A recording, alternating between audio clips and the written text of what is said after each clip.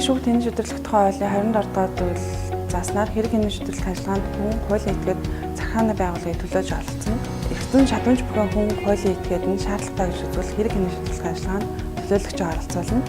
Хуулийн этгээд итгэмжлэгүйгээр төлөөлөх этгээд нь өөрийн албан тушаал эрх хэмжээгээ нотлох баримт бичгийг этгээд даалгасан итгэмжлэлээ захиргааны иргэн шүүхт бичгээр гаргаж өгнө.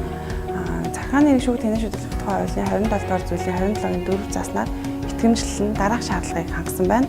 Үүнд итгэмжлэл төлөөлөгч гарын үсэг зурсан байх, хуулийн этгээдийн итгэмжлэл байгууллагын итгэмжлэгүйгээр төлөөлөх этгээд нь гарын үсэг зурсан байх, зурж тамга хэмжээгээр баталгаажуулсан байх, олгосон ан сар өдрийг нь тусгаж өгсөн байх, хууль заасан бол дотроо гэрчлүүлсэн байх, захиргааны ямар маргаанд оролцож байгаа талаар тодорхой дурдсан байх, итгэмжлэлийг тодорхой хугацаагаар олгох хугацааг заах, тодорхой хугацаагаар олгосон итгэмжлэл 3 жилийн хугацаа заагаагүй итгэмжлэл олсон өдрөөс хойш 1 жилийн хугацаанд хүчин төгөлдөр байдаг.